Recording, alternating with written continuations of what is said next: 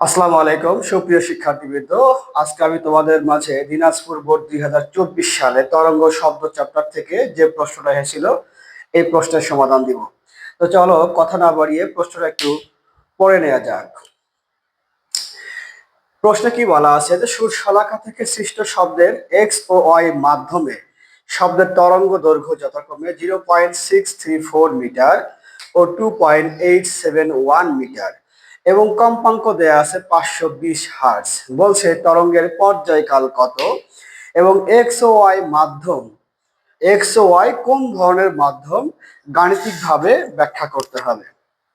তাহলে চলো গ নাম্বার প্রশ্নে কি বলছে সেটা একটু সমাধান করা যাক। গতে বলা আছে তরঙ্গের পর্যায়কাল নির্ণয় করো। আমরা জানি যে পর্যায়কালকে টি দিয়ে প্রকাশ করা হয়। পর্যায়কাল টি সমান সমান আমরা জানি 1/f, যেখানে টি হচ্ছে পর্যায়কাল এবং এফ হচ্ছে কম্পাঙ্ক। তাহলে প্রশ্নের ভিতরে আমার দেওয়া আছে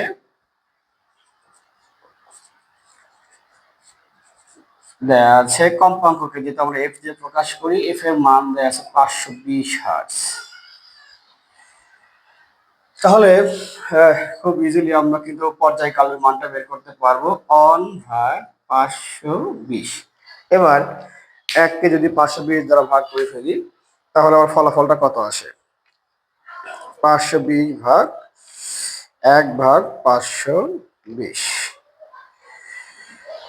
তাহলে পর্যায়কাল আসলো আমার 1.92 ইন্টু 10 ইনভার্স 3 সেকেন্ড। যেহেতু পর্যায়কাল দেখা হচ্ছে সেকেন্ড, সুতরাং আমার ফলাফল আসলো 1.92 10 ইনভার্স 3 সেকেন্ড। এরপর ঘ নম্বরে কি বলছে যে এক্স ও ওয়াই কোন ধরনের মাধ্যম গাণিতিকভাবে ব্যাখ্যা করতে হবে। এক্স ও ওয়াই কোন ধরনের মাধ্যম, আমরা এই সমস্ত অঙ্কের ক্ষেত্রে যেটা করব যে আগে তাদের বেগ বের করব, যে এক্স মাধ্যম এবং ওয়াই মাধ্যমে আসলে শব্দের বেগটা কত ছিল। সুরশলাকা থেকে যে শব্দটা সৃষ্টি হলো এই শব্দের বেগ কত ছিল। যদি বেগ বের করতে পারি তাহলে কিন্তু ইজিলি আমরা বলতে পারবো যে এক্স কোন মাধ্যম এবং ওয়াই মাধ্যমটা কোন মাধ্যম। তাহলে অঙ্কের ভিতরে কি দেওয়া আছে? অঙ্কের ভিতরে দেখো ঘ নাম্বার জন্য আমার যে মানটা দেওয়া আছে, দুটো তরঙ্গ দৈর্ঘ্য দেওয়া আছে। আমি যদি এক্স মাধ্যমের তরঙ্গ দৈর্ঘ্যকে ল্যামডা এক্স দিয়ে প্রকাশ করি, যার মান হলো 0.634 মিটার, এবং অয় মাধ্যমের যে তরঙ্গ দৈর্ঘ্য তাকে যদি ল্যামডা অয় দিয়ে প্রকাশ করি তাহলে এর মান হচ্ছে 2.871 মিটার। আমাকে এক্স মাধ্যমের শব্দের বেগটা বের করতে হবে, এটা আমরা জানি না, এবং অয় মাধ্যমে যে শব্দের বেগ ছিল সেই শব্দের বেগটাও বের করতে হবে। তাহলে এক্স মাধ্যমের ক্ষেত্রে শব্দের বেগ কত হবে? এক্স মাধ্যমে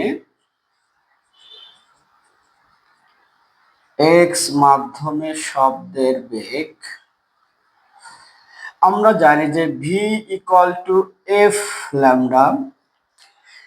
তাহলে কোন মাধ্যমে শব্দের বেগ বের করা? আমি ভি মাধ্যমে শব্দের বেগ বের করবো, সুতরাং এখানে কি লিখবো? V x equal to F lambda x. F এর মান কিন্তু আমি গণন থেকে জানি যে উদ্দীপকে দেওয়াই আছে যে এফ এর মান দেয়া আছে 520 হার্টজ। 520 হার্টজ। ওকে, তাহলে ভি মাধ্যমে শব্দ বেগ বের করতে পারবো। এফ এর মান হচ্ছে 520 এবং ল্যামডা এক্স এর মান আমার দেয়া আছে 0.634 মিটার। তাহলে এটা যদি ক্যালকুলেশন করে ফেলি তাহলে কত আসে? 520 ইন্টু 0.634,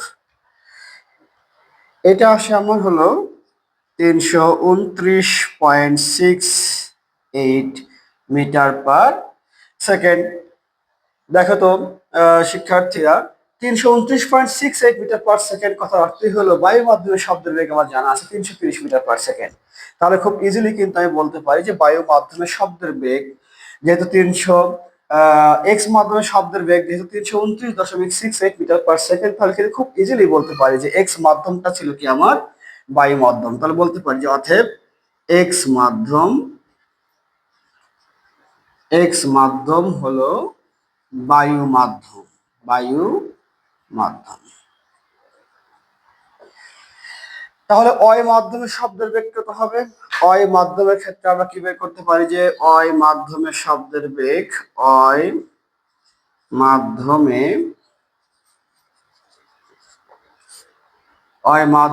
শব্দের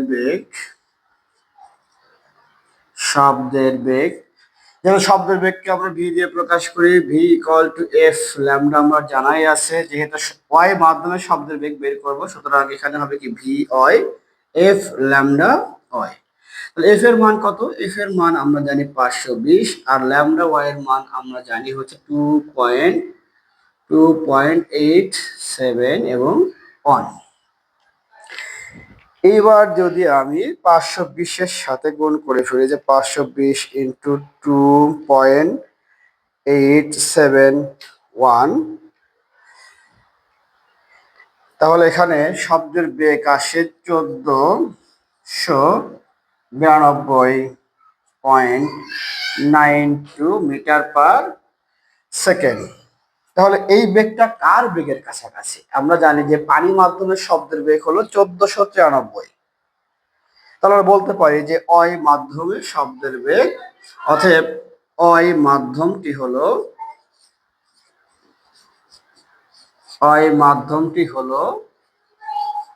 পানি মাধ্যম।